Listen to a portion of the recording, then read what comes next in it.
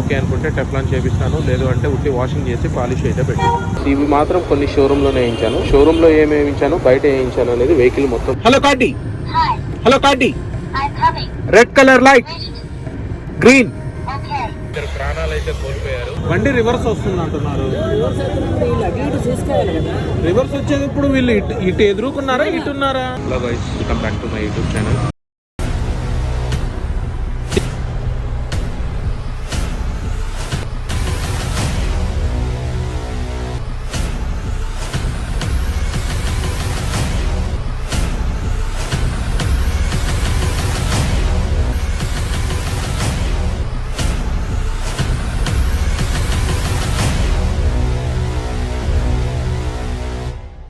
నిన్న vehicle delivery అయితే తీసుకున్నాం. ఈరోజు ఎక్స్ట్రా ఫిట్టింగ్స్కి మనం తార్కి ఇక్కడే వేయించాము, మన భీమ్కి, హామ్రస్ భీమ్లా కంపెనీ వాళ్ళది. సో ఇక్కడే ఇప్పుడు మనం సీట్ కవర్సు, కింద టోటల్ ఫ్లోర్ మ్యాట్, దానిపైన 3D మ్యాట్స్, ఎక్స్ట్రా ఫిట్టింగ్స్ అయితే చేయబోతున్నాము. కొన్ని షోరూమ్స్లో ఉండేటి, స్టాక్ ఉండేటి షోరూంలోనే కొన్ని ఎక్స్ట్రా యాక్సెసరీస్ అయితే వేయించాను. ఇప్పుడు అవి షోరూంలో వేయించేటి ఏంటి, ఇక్కడ ఏమి వేయిస్తున్నాను క్లారిటీగా మీకు అంతా చూపిస్తాను. అట్లనే కాస్ట్ అంతా చెప్తాను. వెహికల్ వాడుతూ ఉంటాను కాబట్టి 3XO AX5 వేరియంట్ పర్ఫార్మెన్స్ అయితే ఇప్పుడు దాకా అయితే నేను నిన్నటి నుంచి ఎక్కువగా తోలలేదు, బట్ తోలినంతలోనే ఐఎమ్ వెరీ వెరీ సాటిస్ఫై. అంటే దాంట్లో ఉన్న ఫీచర్స్ గాను అన్నీ గాను చాలా బాగా అయితే నచ్చాయి. బట్ ఇంకా తోలుతూ ఉంటాను. దాని తర్వాత ఇది అయిపోయిన తర్వాత ఇమీడియట్గా మైలేజ్ టెస్ట్ కూడా చేస్తాను. ఇప్పుడు ఎక్స్ట్రా యాక్సెసరీస్ అయితే వేస్తున్నారు, ఏమి వేస్తున్నారో చూద్దాం. సో ఫస్ట్ అయితే కింద ఫ్లోర్ మ్యాటింగ్ స్టార్ట్ చేశారు. సీట్స్ అన్నీ రిమూవ్ చేస్తున్నారు.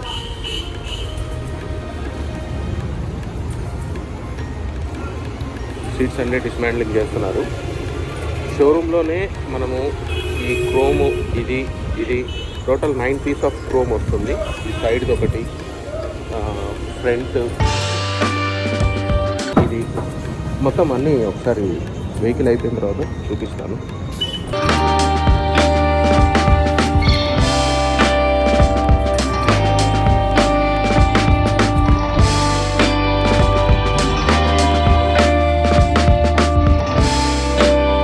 సీట్ కవర్స్ అయితే వేస్తున్నారు. ఇక్కడైతే కింద ఫుల్ మ్యాటింగ్ అయితే బ్లాక్ కలర్లో వేస్తున్నాను.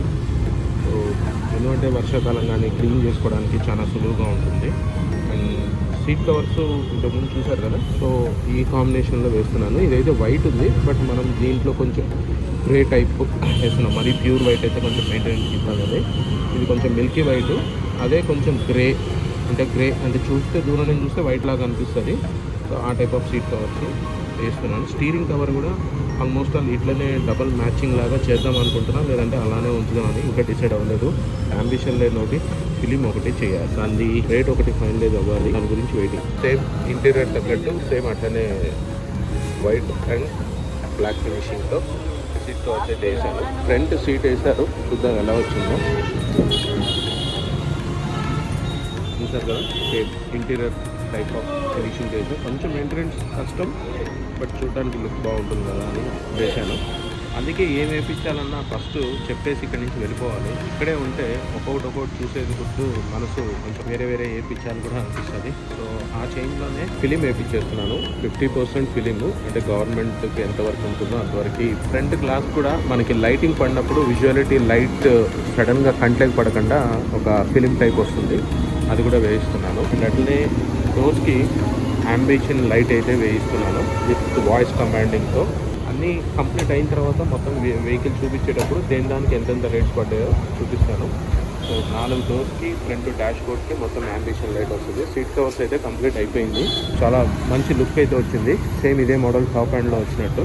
దీంట్లోనే AX7 variant top hand model ఉంది కదా, సో దానికి ఈ టైప్ ఆఫ్ సీట్ కవరింగ్ ఇచ్చాడు. అది మొత్తం ఇట్లా హోలింగ్ వస్తుంది, బట్ దీనికి ఇంతవరకే ఇక్కడ వరకు కొంచెం హోలింగ్, కూర్చొని ఉండే ఏరియా వరకు స్వెట్ పట్టకుండా ఇట్లా హోల్తో ఉంది.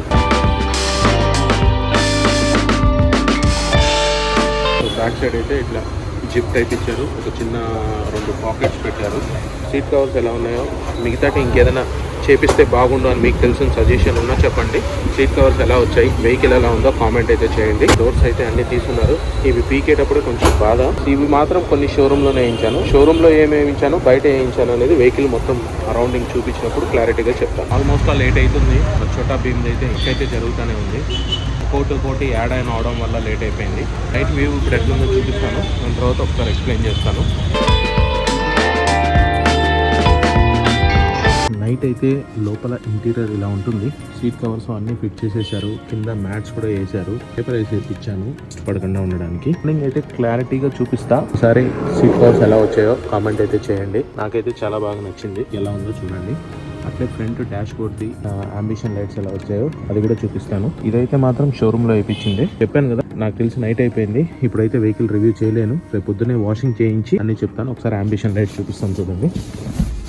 వెహికల్ ఎక్కిన తర్వాత మనకి ఫ్రంట్ డిస్ప్లే అయితే ఇలా ఉంటుంది. దీని డిస్ప్లే ఇలా ఉంటుంది. సో ఇది పుష్ స్టార్ట్ బటన్ ది.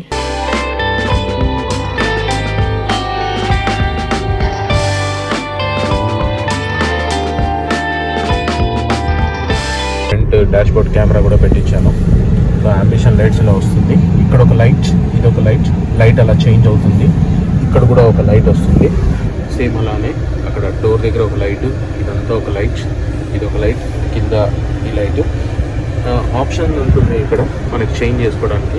కింద ఒక లైట్ వేరేది.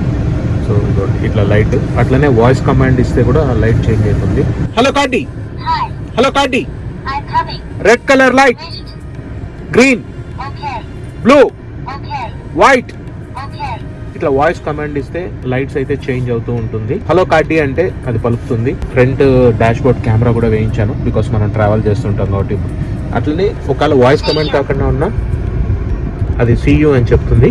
అలా కాకపోయినా ఇట్లా మోడ్స్ అయితే మనకి ఇక్కడ బటన్ సిస్టమ్ లాంటిది ఇచ్చారు ఈ సైడ్కి. అట్లా ఈ పైన ఉన్న హ్యాండిల్ దగ్గర ఉన్న లైట్స్ కూడా ఇప్పుడు ఇది కింద గ్రీన్ అయింది చూసారా, ఇది ఆ హ్యాండిల్ దగ్గర గ్రీన్. సో ఇప్పుడు బ్లూ మ్యాచ్ అయింది. ఇప్పుడు పర్పుల్ కలర్ వచ్చినట్టుంది. సో ఇప్పుడు వైట్, ఇది బ్లూ. సో ఈ కలర్ చేంజ్ చేయాలంటే ఎల్లో. సో ఇట్లా బ్యాక్ సైడ్ డోర్ కూడా డోరు ప్లస్ ఇది కప్ హోల్డర్, మన బాటిల్ హోల్డర్ దగ్గర ఇలా కూడా ఇట్లా వస్తుంది. సో నైట్ వ్యూ అయితే ఇలా ఉంటుంది. లేట్ అయింది కాబట్టి ఇంటికైతే వచ్చేసాను. ప్లస్ ఇప్పుడు మనకు కనిపించే లైట్ కూడా ఇది కాదు, మనం ఎక్స్ట్రా వేయించింది. కంపెనీ వాళ్ళది వామ్ లైట్ వస్తుంది, మనం వైట్ లైట్ వేయించాము. ఒకసారి వెహికల్ మొత్తం వాష్ చేయించి షోరూమ్ లో ఏ యాక్సెసరీస్ వేయించాను, దానికి ప్రైస్ ఎంత పడింది, ప్లస్ అట్లనే బయట కార్ డెకర్స్ లో ఏ యాక్సెసరీస్ వేయించాను, దానికి ప్రైజెస్ ఎంత పడ్డాయి, దానికి ఎంత అనేది క్లియర్ గా వివరిస్తాను. వాషింగ్ అంతా కంప్లీట్ అయిపోయిన తర్వాత వెహికల్ టోటల్ అవుట్లుక్ ఎలా వచ్చింది, మనం యాక్సెసరీస్ వేయించిన తర్వాత వెహికల్ యాక్సెసరీస్ వేయించక ముందు ఎలా ఉంటుందో క్లియర్ గా ఎక్స్ప్లెయిన్ చేస్తాను. కాస్ట్ కూడా చెప్తాను. Stay tune for next day. Chhota Bheem washing కి తీసుకొచ్చాను. వాషింగ్ చేయించడానికి ఎందుకంటే ఆ కుంకుమ మరకలు అవన్నీ ఉన్నాయి, మనం క్లీన్ చేస్తే బాగుండదు. ఒకసారి క్లీన్ చేయించి అలానే టెఫ్లాన్ కోటింగ్ అయితే చేద్దామని అనుకుంటున్నా. బట్ సజెషన్ వాష్ చేసిన తర్వాత చూసి ఎలా ఉంటుందో ఏంటో సజెషన్ చూసి దాని తర్వాత చేద్దాం. ఓకే అనుకుంటే టెఫ్లాన్ చేపిస్తాను, లేదు అంటే ఉట్టి వాషింగ్ చేసి పాలిష్ అయితే పెట్టి కింద అండర్ బాడీ డైరెక్ట్ గా అట్లా వాష్ అవుతుంది.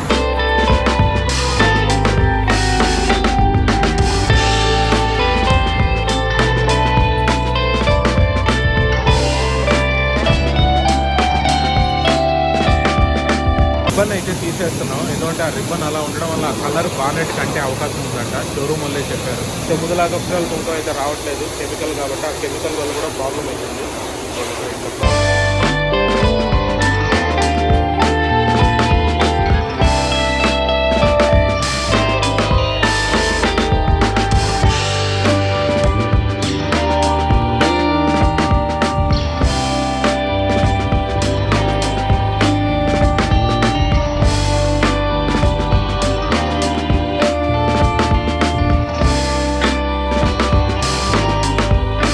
టెఫ్లాన్ కోటింగ్ ఏదైతే చేద్దాం అనుకున్నానో అది వద్దని చెప్పి సజెషన్ చేశారు. బికాస్ ఆఫ్ కొత్త వెహికలే కాబట్టి పాలిష్ పెడితే స్క్రాచెస్ లాంటి మట్ లాంటిది ఏదైనా ఉన్నప్పుడు డైరెక్ట్గా బట్ట పెట్టి ఫస్ట్ వాటర్ కొట్టిన తర్వాత క్లాత్ పెట్టి తుడిస్తే సరిపోతుంది. పాలిష్ అప్లై చేస్తే చూసారా ఇట్లా ఈ టైప్గా వచ్చింది పాలిష్ అయితే కంప్లీట్ అయింది. పాలిష్ అయిన తర్వాత చూసారా ఎంత అద్దం లాగా తెలుస్తుంది. వాటర్ వాష్ చేసి వీడియో తీద్దాము అని చెప్పని వెహికల్ దగ్గరికి వచ్చి వీడియో తీయగా రైడ్ ఒక బీడింగ్ అయితే మిస్సింగ్ అయిపోయింది. అది వాషింగ్ లో అయితే పోలేదు, రన్నింగ్ లో ఎక్కడో పడిపోయింది. అందుకని మళ్ళీ షోరూమ్ కి అయితే వచ్చాను. లూజ్ గానే ఉండింది, బట్ చెప్పాను పర్లేదు సార్ నో ప్రాబ్లం అని అన్నారు. బట్ అది రన్నింగ్ లో ఎక్కడ పడిపోయింది చూపిస్తాను చూడండి. సైడ్ కింద క్రోమ్ ఏదైతే ఉందో ఇది యాక్చువల్గా కంపెనీ నుంచి రాదు, మనం ఎక్స్ట్రా ఫిట్టింగ్ వేయించుతాము. ఇది ఇట్లా వస్తుంది, ఇటు వద్దు, బట్ అది ఫ్రంట్ది ఎక్కడ పడిపోయింది. సో మళ్ళీ షోరూమ్కి వచ్చి అడగగానే వాళ్ళు ఎక్స్ట్రా ఛార్జెస్ ఏం లేకుండా మళ్ళీ ఇంకొకటి అయితే పీస్ వేస్తున్నారు.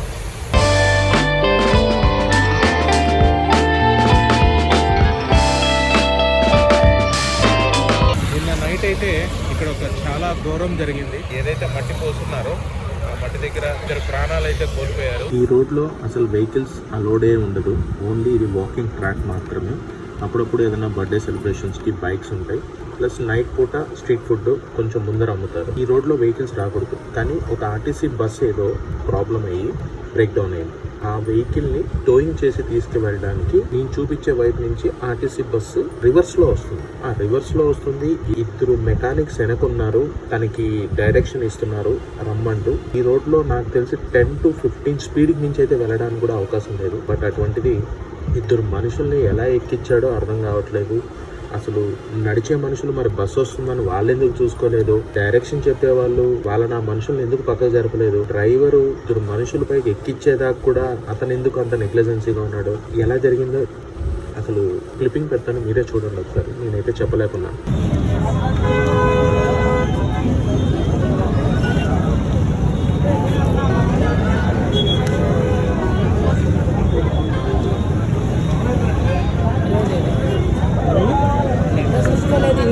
నాకు అర్థం కావట్లేదు అసలు. బండి రివర్స్ వస్తుంది అంటున్నారు.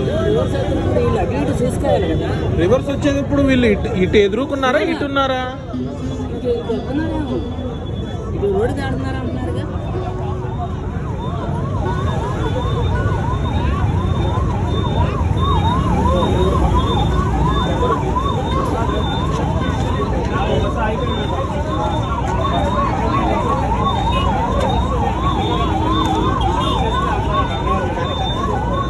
ఎక్కేసిందా బొమ్మకి? కాలేదు, ఇతను పర్లేదా? వచ్చింది తలకాయ కూడా రక్తం వచ్చింది, తలకాయ గట్టిగా తగిలింది.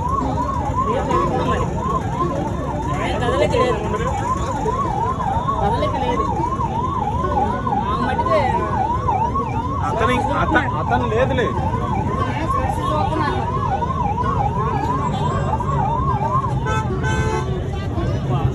బ్రదర్ ఓకేనా?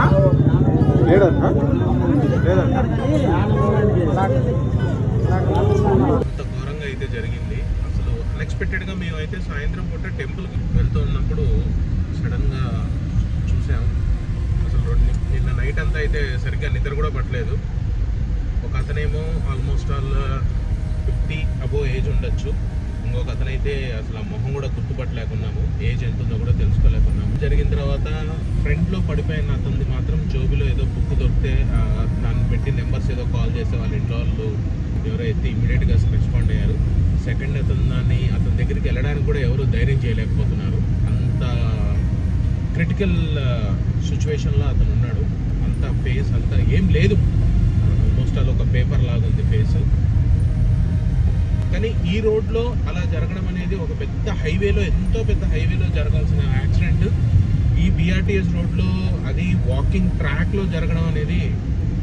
ఏదైతే వాకింగ్ ట్రాక్ ఉంటుందో రెగ్యులర్గా ఎలా ఉంటుందో అది కూడా ఒక క్లిప్పింగ్ పెడతాను చూడండి. డైలీ నేను కూడా అక్కడే వాకింగ్ చేస్తాను, షేర్ చేసుకోవాలనిపించి మీతో అందుకనే దీని గురించి ఇంత డీటెయిల్గా చెప్తున్నాను. మామూలుగా అయితే క్లోజ్ చేసినది, మనుషులు నడవడానికి దారి ఉంటుంది. నిన్న జరిగిన ఇన్సిడెంట్కి ఇదంతా ఇట్లా క్లోజ్ చేశారు. నిన్న ఇన్సిడెంట్కి కొంచెం తక్కువ ఉన్నట్టున్నారు, ఇటు సైడ్ కావచ్చు. మొత్తం బైకులు పెట్టుకొని ఫుల్గా జనం ఉంటారు. ఇట్లే మొత్తం సైడ్స్లో ఇప్పుడు ఎలా కూర్చో ఉన్నారో అలానే మొత్తం కూర్చో ఉంటారు మనుషులు. ఫ్రంట్లో అట్లే మీకు కనిపిస్తున్నారా, ఇట్లే వాకింగ్ ఎలా చేసుకుని వస్తున్నారు, ఇలానే వాకింగ్ కూడా చేస్తూ ఉంటారు. ఇప్పుడు నేను కూడా వాకింగే చేస్తున్నాను. ఇంటి దగ్గర నుంచి ఇక్కడ దాకా 5 కిలోమీటర్స్ ఉంటుంది. 5 కిలోమీటర్స్ ఇలా వాకింగ్ చేస్తూనే వస్తాను. సో డైలీ నా వాకింగ్ ట్రాక్ కూడా విజయవాడలో ఉన్నంతసేపు ఇక్కడే ఇలా వాకింగ్ చేస్తూ ఉంటాను. ఇటువంటి ప్లేస్లోకి బస్సు రివర్స్ రావడం ఏంటో ఆ ఇద్దరు మనుషులు అలా అవ్వడం ఏంటో నాకైతే అర్థం కావట్లేదు. చూడండి ఎంతమంది వాకింగ్ చేస్తారో. ఈరోజు చాలా తక్కువగా ఉంది, మేబీ భయంతో. నేనైతే వస్తున్నా, వెనక మా మిస్సెస్ వస్తుంది. తనైతే నేను రాను భయపడతానే ఉంది నేను చూసిన ఇన్సిడెంట్కి. బట్ నేనే ఆ భయం పోగొట్టాలని చెప్పి కొంచెం తీసుకొస్తున్నా. ఎందుకంటే ఇక్కడికి వచ్చినప్పుడు వాకింగ్ ఇలా చేస్తూనే ఉండాలి కాబట్టి. షోరూమ్ దగ్గర నుంచి అయిపోయిన తర్వాత నిజంగా అక్కడ పెట్టి వెహికల్ మొత్తం రివ్యూ చేసి ఒక్కొక్కటి వెహికల్ పార్ట్స్ అన్నీ చూపిద్దాం అనుకున్నాను. నిన్న జరిగిన ఇన్సిడెంట్ మళ్ళీ అదే ప్లేస్కి వెళ్ళే లోపల కొంచెం ఏదో మైండ్ డిస్టర్బెన్స్గా అనిపించింది, అందుకని తీయట్లేదు. సో నెక్స్ట్ వీడియోలో టోటల్ షోరూమ్లో యాక్సెసరీస్ ఎంత, కార్ డెకర్స్లో యాక్సెసరీస్ ఎంత అయింది, ఏంటి ఏమేమి యాక్సెసరీస్ అనేది క్లియర్గా నెక్స్ట్ వీడియోలో, అండ్ అట్లనే వెహికల్ సంబంధించిన రివ్యూ కూడా క్లియర్గా చెప్తాను. ఇక్కడితో ఈ వీడియో ఎండ్ చేస్తున్నాను. చూసిన తర్వాత నచ్చితే మాత్రం ఒక లైక్, షేర్, సబ్స్క్రైబ్ మాత్రం మర్చిపోకండి. Signing off. జై హింద్. By by.